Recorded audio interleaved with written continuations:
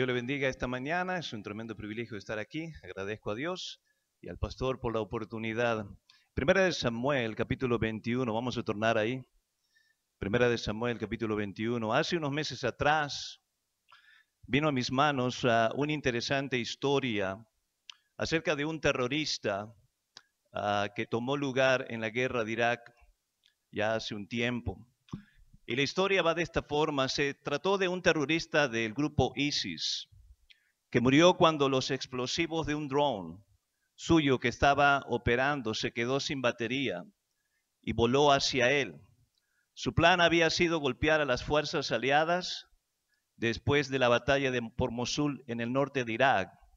El individuo había personalizado su arma para transportar explosivos plásticos y planeaba detonarlos sobre tropas en dicha ciudad. Pero su plan fracasó porque se olvidó cargar lo suficiente el dispositivo. Este tipo particular de drones están programados para retornar a su lugar de origen cuando en pleno vuelo su carga se pone baja. Quiero examinar un conflicto, una batalla esta mañana que todo hombre de Dios, todo hombre llamado por Dios debe enfrentar y debe salir victorioso. Eso involucra también las esposas, sus esposas, nuestras esposas. ¿Cuál es esa batalla? Bueno, son varias las batallas del reino. La Escritura declara que es necesario que a través de muchas tribulaciones entremos en la gloria. Pero queremos enfocarnos en una batalla en particular. Y la que queremos enfocarnos esta mañana es en cuidar nuestro corazón. Cuidar que nuestro corazón no se desvíe. Cuidar que nuestro espíritu no se tuerza. Que nuestro corazón no se tuerza en contra de lo que Dios nos ha llamado. Cuidar de que no nos volvamos enemigos de nuestros orígenes, enemigos de nuestros destinos. Las baterías se ponen bajas allá afuera. Y usted y yo venimos aquí a cargar baterías, a enfocarnos, a ir al campo de batalla y darle una buena al diablo. Vamos a hablar un mensaje titulado Campo de batalla.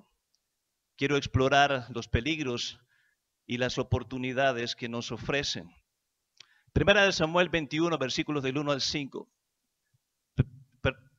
Primera de Samuel 29, versículos del 1 al 5. Los filisteos juntaron todas sus fuerzas en Afec, e Israel acampó junto a la fuente que está en Jezreel.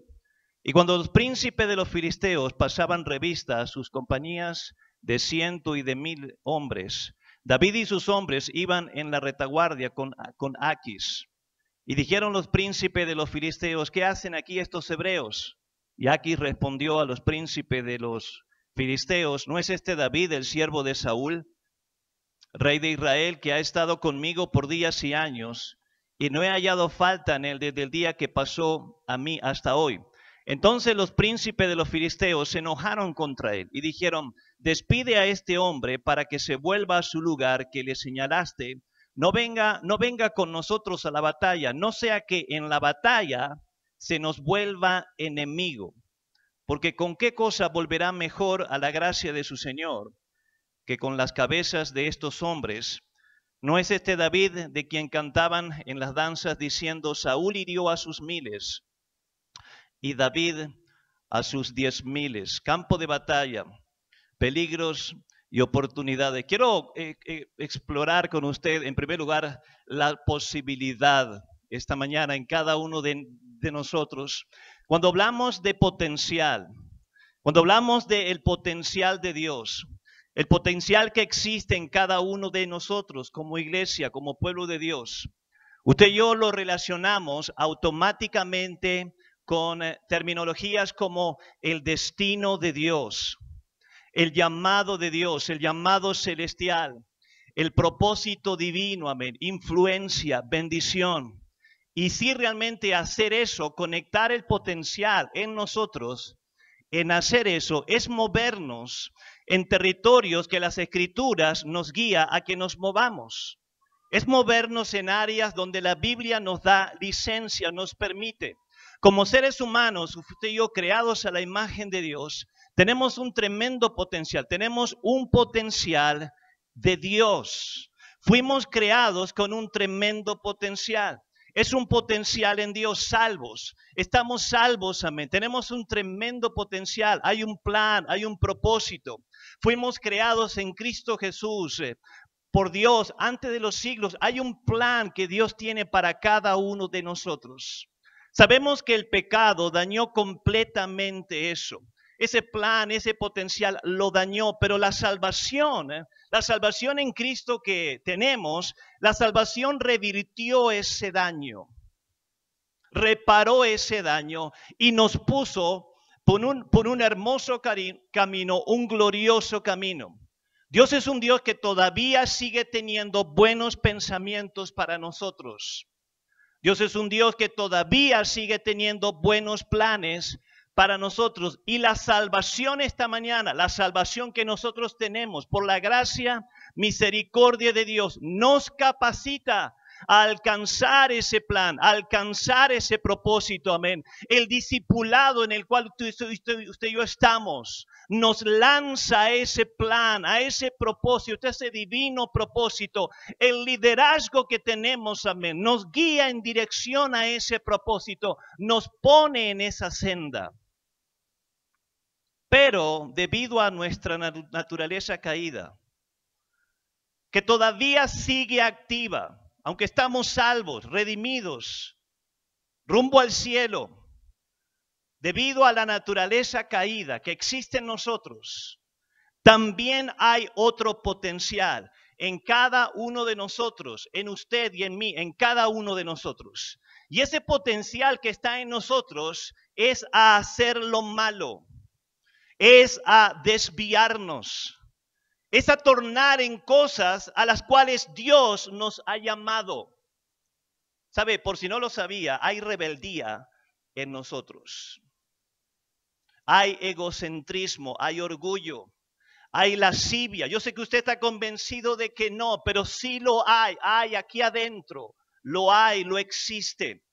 Si usted excava profundamente, si permitimos al Espíritu Santo esta semana de conferencia, de escarbar profundo, debajo de nuestras superficialidades, apariencias, hay cosas en nosotros, hay cosas que están ahí, que tienen un potencial a orillarnos, a abrirnos a cosas equivocadas. De eso se trata la conferencia, de abrirnos a que Dios penetre, que escarbe más allá de las superficialidades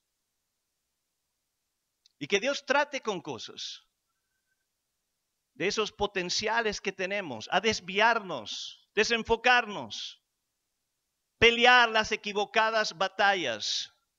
Pablo en una de sus cartas habló del potencial que había en él, que estaba activo en su carne. Pablo dijo esto, Pablo habló de esto, un hombre con un tremendo potencial, inigualable potencial en Dios. Él habló en una de sus cartas, Romanos capítulo 7, que había un potencial en él, que lo inclinaba a hacer cosas malas. Él dijo, yo sé que en mí, esto es en mi carne, no mora el bien. No mora el bien porque el querer está en mí, pero hay algo más fuerte que me lleva cautivo a cosas que van en contra de Dios, cosas que van en contra de lo que Dios me ha llamado, en contra de las responsabilidades que el reino ha puesto delante de mí. Este potencial se pone más expuesto cuando usted y yo respondemos al ministerio. Las batallas se ponen más intensas y eso causa que las tendencias nuestras que están en nosotros, amén, a tomar rumbos contrarios, equivocados, esta tendencia o esta inclinación a darnos, a abrirnos a cosas equivocadas, tomen fuerza, tomen una dimensión más grande. ¿Cuáles son esos factores que estando en el campo de batalla, en el conflicto del reino, ¿cuáles son esos factores que causan que muchos hombres en el campo de batalla, escúcheme, muchos hombres, tremendos dones, tremendo llamado, tremendo potencial, pero en el campo de batalla se tornen enemigos? Enemigos de los destinos de Dios, enemigos de su llamado, enemigos del liderazgo, hasta el extremo de enemigo del mismo Dios que un día salvó su alma, lo redimió y lo trajo y lo puso en un camino a la gloria. ¿Cuáles son esos factores? Hay muchos factores. Solamente quiero resaltar algunos rápidamente. Y con esto, escúcheme, con esto no quiero, mi intención no es presentar un mal concepto del ministerio, del llamado, de lo que estamos envueltos. No quiero pintar un cuadro sombrío del llamado, nuestro llamado. El jueves, el viernes habrá anuncios. Qué momento glorioso. Parejas respondiendo al llamado, a ir al campo de batalla y arrebatar almas al diablo. ¿Sabe? La cosa espiritualmente más gloriosa que me ha sucedido han sido dos. La primera, salvarme.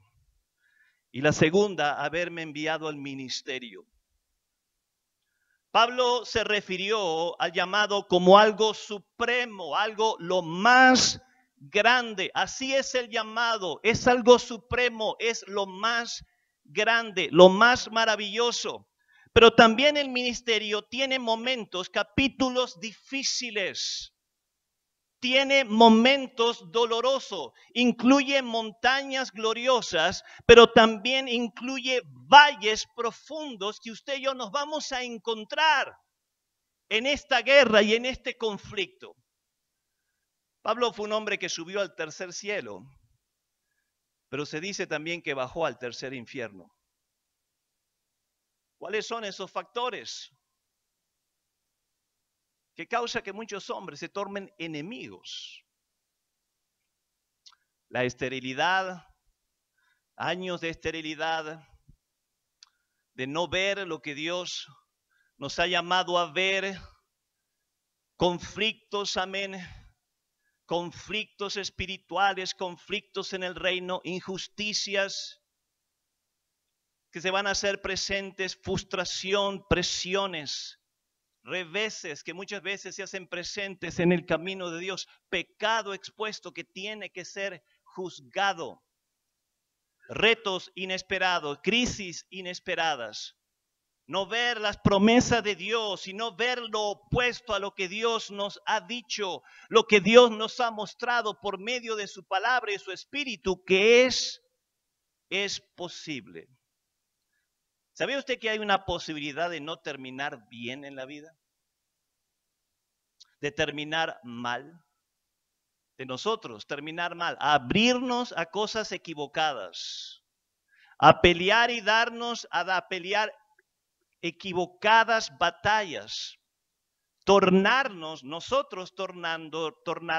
enemigos de nuestros destinos en Dios.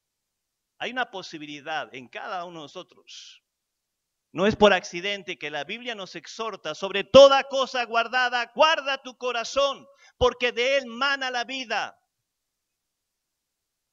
El que esté firme, mire que no caiga.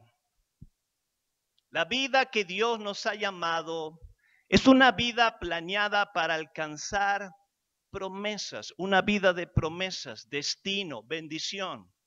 Pero muchas veces nos hallaremos en territorios opuestos a esa vida que Dios nos ha llamado, y con Él la vamos a alcanzar. Quiero hablar en segundo lugar lo que yo llamo el lado oscuro de esta posibilidad que está en nosotros. Mark Twain dijo en una ocasión que cada hombre es como la luna. Cada hombre tiene un lado oscuro en su vida. En nuestro pasaje aquí, nuestro pasaje se gira alrededor de un hombre. No cualquier hombre, gira en torno de David. Y David aquí, en este punto en su vida, en su caminar con Dios, David aquí se abrió a algo equivocado. La batalla prolongada de Saúl de todos estos años causó que David se abriera a algo no bueno. Se abriera a ponerse a favor de cosas cuyo fin sería dañar los intereses de Dios y dañar el llamado que Dios había puesto sobre su vida. Estamos hablando de David. Primera de Samuel 27, versículo 1, y dijo David en su corazón, al fin seré muerto algún día por la mano de Saúl. Nada, por tanto, me será mejor fugarme a la tierra de los filisteos para que Saúl se deje de mí y no me ande buscando más por todos los términos de Israel. Así me escaparé de sus manos. Levantóse pues David y con los 600 hombres que tenía consigo pasóse a Achis, hijo de Maoc, rey de Gad. ¿Sabe? Los filisteos no eran gente amigable. Los filisteos no eran pueblo amigable, era pueblo enemigo, eran enemigos de Dios, eran enemigos de Dios y eran enemigos de David, eran enemigos de los intereses de Dios y de los intereses de Dios hacia David. Hay batallas y batallas en la vida. Hay batallas y batallas en el reino. Hay batallas que son cortas, extremadamente amenazantes, pero son cortas. Donde usted dice, aquí yo salgo una de dos, salgo vivo o salgo muerto. Goliat fue una batalla difícil, sumamente amenazante, pero fue corta para David. Lo enfrentó y se terminó el asunto. Pero hay batallas que son largas. Hay batallas que son prolongadas, extremadamente complicadas. Saúl fue eso para David. Saúl fue una batalla prolongada para David. No fue como Goliat. Fue una batalla que puso a prueba el carácter de David. Y salió triunfante. Una y otra vez puso a prueba a David a percibir cosas correctas. Y este tipo de batalla, estamos hablando batallas con las características de Saúl, son las que nos afectan a nosotros.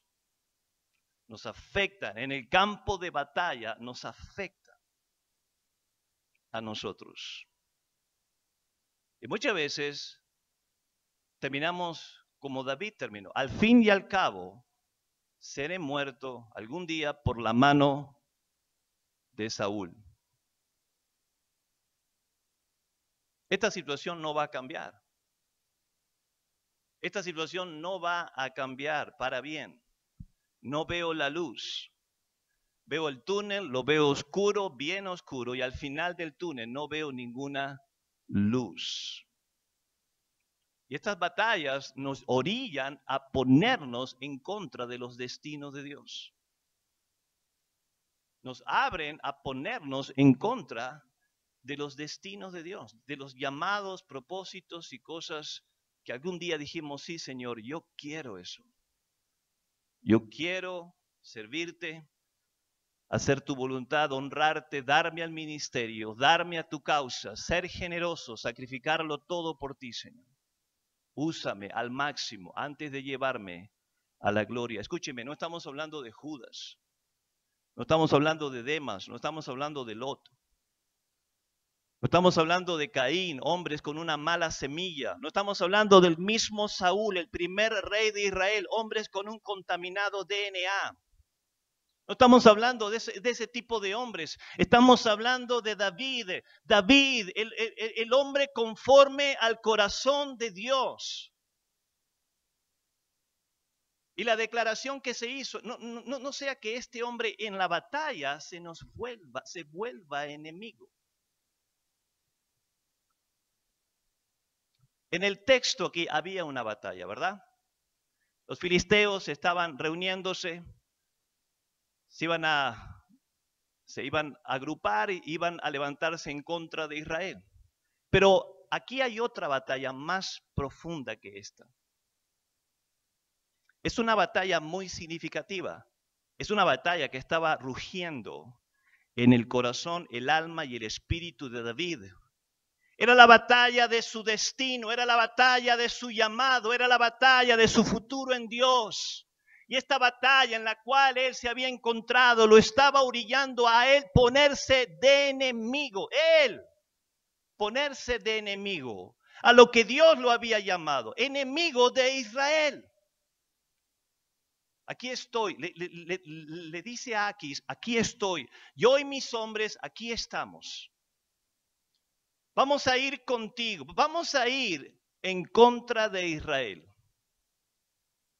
Vamos a levantarnos e ir en contra de los israelitas. David está diciendo eso. Sus hombres no están objetando nada. Eso está mal, David. Somos israelitas, ¿te acuerdas? Si mal no recuerdo, Samuel, el profeta de Dios,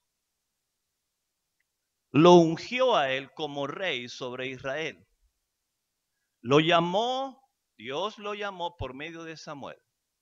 Lo sacó detrás de las ovejas y lo trajo a la casa de su padre, Isaí.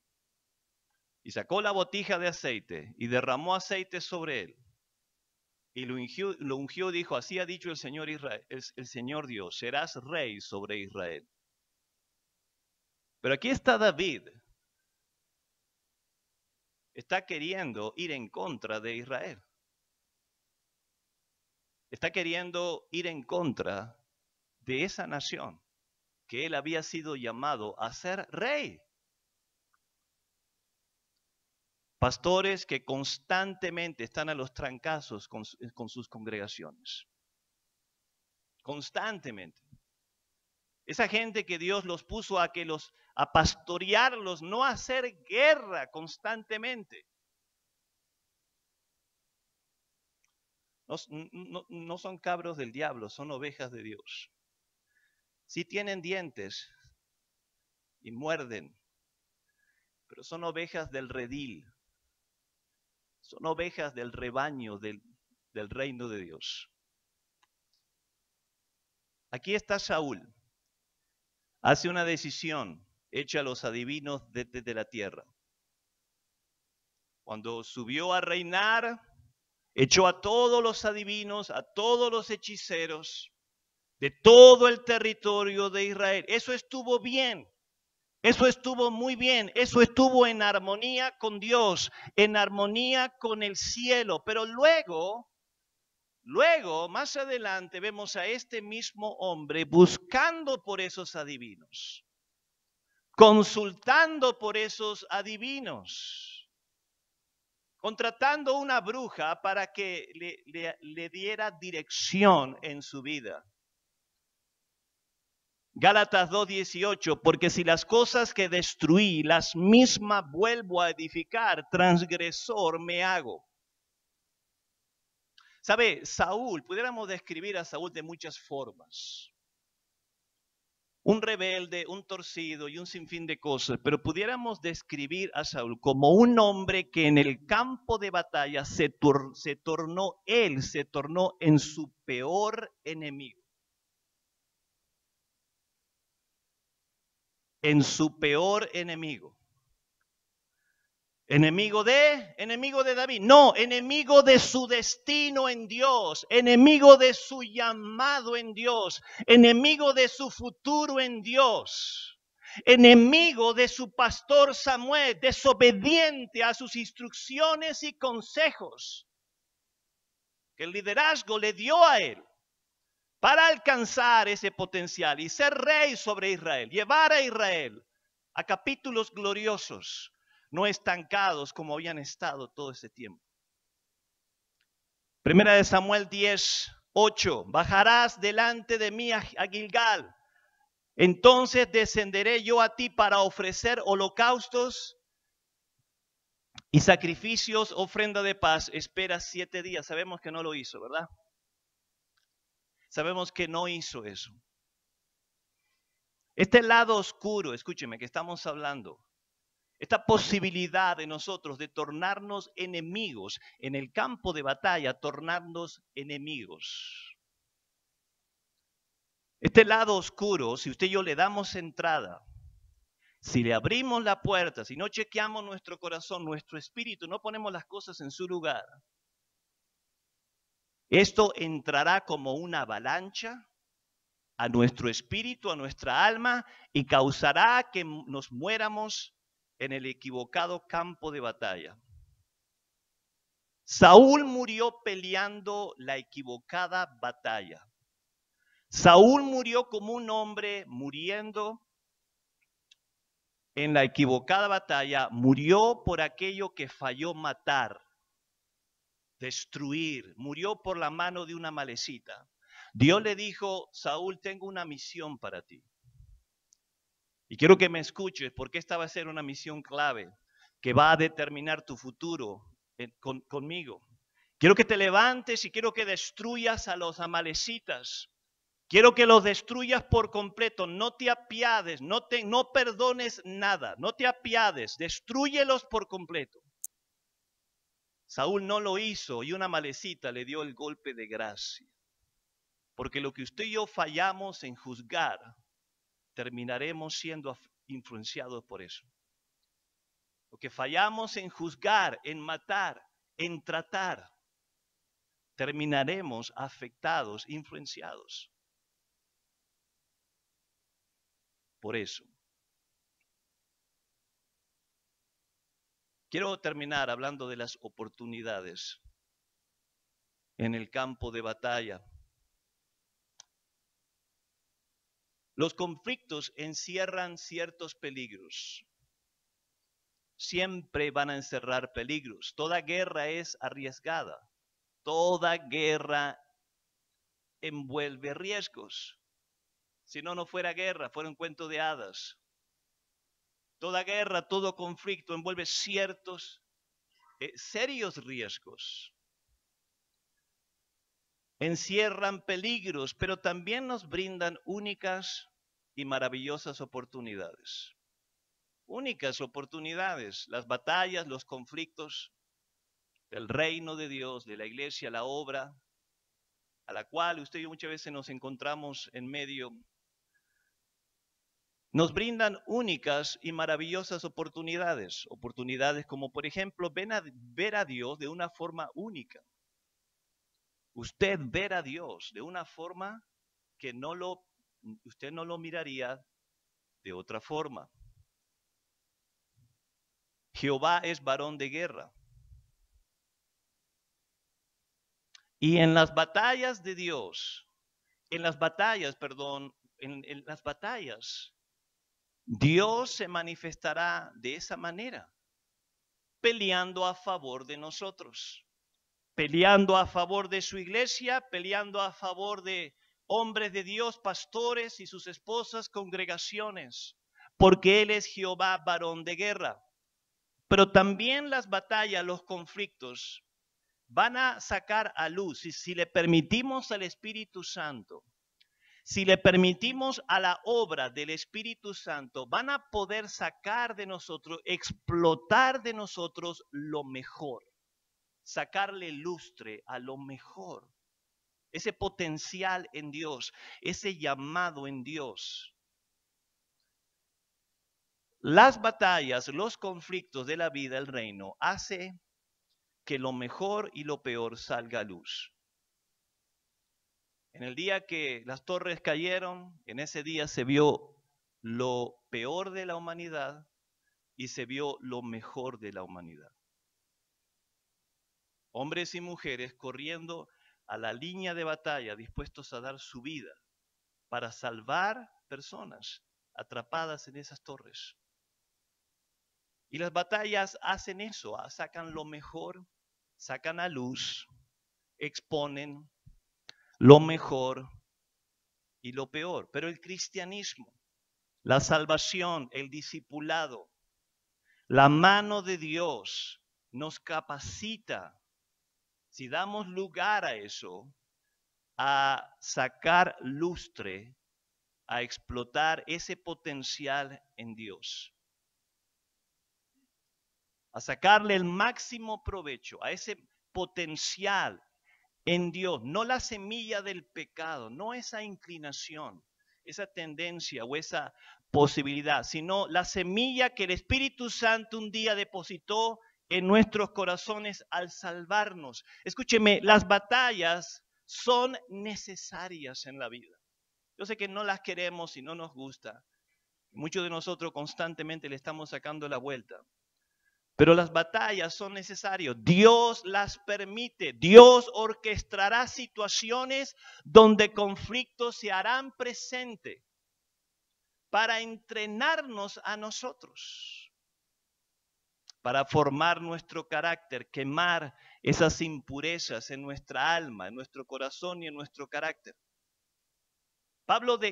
Dios dejó deliberadamente naciones enemigas a las nuevas generaciones de Israel para que ellos se entrenaran en la batalla y aprendieran a pelear. Josué no destruyó todas las naciones, dejó algunas, y Dios deliberadamente dejó algunas naciones para que las próximas generaciones futuras de israelitas fueran soldados, guerreros de Dios, no afeminados, guerreros, hombres de Dios. Pablo vio las batallas como buenas. Las batallas de la vida, las batallas del reino, las batallas que le vinieron a él, sí dolorosas, pero buenas, no porque fue un hombre masoquista, sino porque fue un hombre espiritual. Segunda de Timoteo 4:7, he peleado la buena batalla. He acabado la carrera. He guardado la fe. Por lo demás, me está guardada la corona de justicia, la cual me dará el Señor, juez justo, en aquel día, y no solamente a mí, sino también a todos los que aman su venida. Pero para amar la venida del Señor debemos pelear la buena batalla. Debemos acabar la carrera, debemos guardar la fe. Eso se lo transmitió a su discípulo Timoteo. Timoteo, pelea la buena batalla.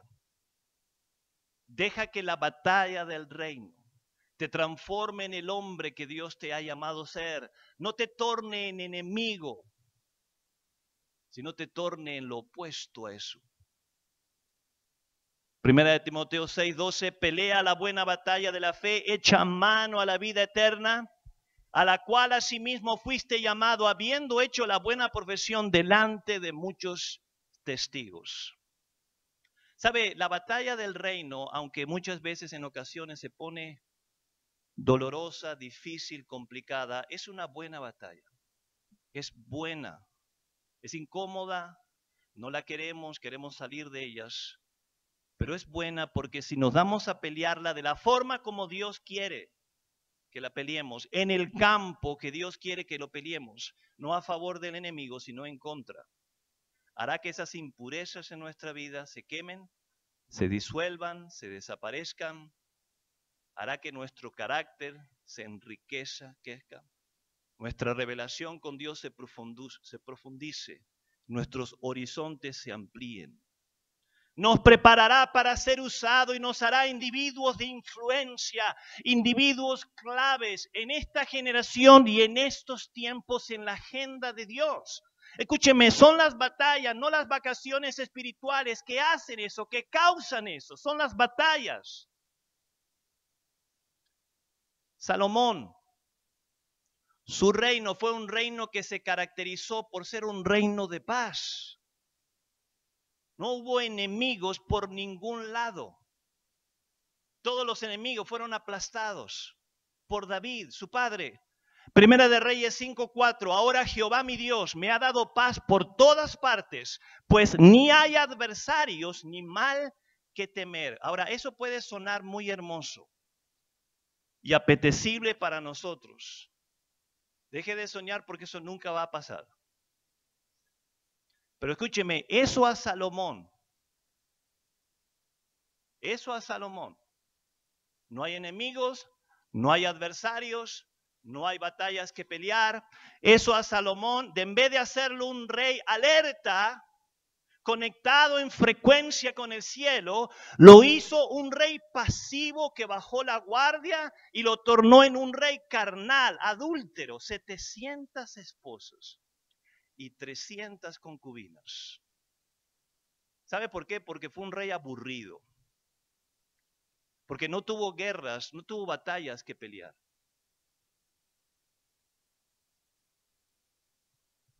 Al punto de pelear en contra de las revelaciones de Dios. Soy el único Dios y no te harás ídolos. Yo soy el único Dios verdadero y no tendrás ningún ídolo delante de mí. Primera de Reyes 11:4. Y cuando Salomón era ya viejo, sus mujeres inclinaron su corazón tras dioses ajenos. Y su corazón no era perfecto como Jehová su Dios, como el corazón de su padre David. Quiero terminar. Escúcheme, el mundo está gozando de su pecado. Pero muy pronto se le va a acabar la fiesta. Muy pronto el mundo entrará en una crisis como jamás ha entrado. Jamás. Y usted y yo creemos en el rapto, no nos vamos a quedar aquí, pero también creemos en un gran avivamiento, en una abundante cosecha, en un tremendo mover de Dios que tomará lugar antes de que el Señor se lleve su iglesia, nos lleve a nosotros. La pregunta es, ¿estaremos listos para eso? ¿Seremos como el pastor Micho, un hombre listo para el avivamiento que Dios quería y soltó? Gracias a Dios por el avivamiento donde nacimos, pero hay otros avivamientos que vienen en camino. Génesis 41, versículo 39. Y dijo Faraón a sus siervos, ¿acaso hallaremos a otro hombre como este, a quien esté el Espíritu de Dios? Y dijo Faraón a José, pues Dios te ha hecho saber todo esto, no hay entendido ni sabio como tú estarás sobre mi casa. Egipto entraría en un periodo de abundancia, de tremenda abundancia, de una profunda crisis. En ambas, escúcheme, en ambas, en la hora de la abundancia y en la hora de la crisis, José fue el hombre que Egipto necesitó. No solamente que Egipto, su familia necesitó. José fue el hombre en esa hora de abundancia y en esa hora de... ¿Acaso encontraremos otro hombre como este? Con el Espíritu de Dios.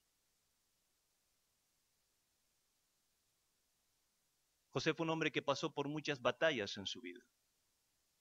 Su vida no fue color de rosas. Todo tipo de batallas, batallas injustas, sumamente injustas, sumamente dolorosas, sumamente complicadas, prolongadas, que no se arreglaron en 1 o 2 meses, duraron años. Pero eso explotó en él lo mejor, en él, explotó en él. Puede haberse tornado enemigo en el campo de batalla, pero se tornó amigo, amigo de Dios, amigo de su destino, amigo de su llamado, amigo de su propósito en Dios, amigo de su futuro, de esos sueños que Dios le había puesto en el corazón de él. Explotó lo mejor, lo hizo un hombre enteramente preparado. Enteramente preparado para la hora, para el plan de Dios, para el calendario. Hace muchos años compartí en mi iglesia esta historia, quizás la escuchó. La historia del bacalao y el bagre. A los inicios del siglo XIX, había mucha demanda de bacalao en la costa este de los Estados Unidos. La noticia de este sabroso pez se desparramó hasta la costa oeste, del otro lado del país. Pero había un problema, ¿cómo transportar este pez fresco de un lado del país al otro lado? Trataron de congelarlo y transportarlo por tren, pero cuando llegaba a la costa oeste y era preparado, le faltaba sabor. Después lo transportaron por tren otra vez, pero ahora en grandes acuarios. Esta vez lo transportaron vivo con la idea de que llegara más fresco el bacalao. Pero al igual que la vez anterior, el pez, después de cocinarlo, no tenía el mismo sabor que tenía en la costa este cuando era cocinado. Después de varios tiempos de estudios e investigaciones, alguien descubrió que el enemigo natural del bacalao era el bagre. De modo que en esta ocasión, cuando trasladaron el bacalao por tren en aquellos enormes acuarios, lo que hicieron fue poner un bagre en cada tanque con el bacalao. Y todo el camino de costa a costa, el bagre se la llevó correteando y molestando al bacalao. El bagre siempre tenía el bacalao en movimiento. Cuando llegó el tren a la costa oeste y cocinaron el bacalao, descubrieron que su sabor era igual de bueno que cuando lo cocinaban en la costa este de Estados Unidos. ¿Qué pasó? El hecho de que el bagre siempre estuvo al bacalao en movimiento, lo mantuvo fresco y eso preservó su sabor y consistencia. Y la historia termina, todos tenemos un bagre. Pastor, yo tengo como 100. Usted no es el único.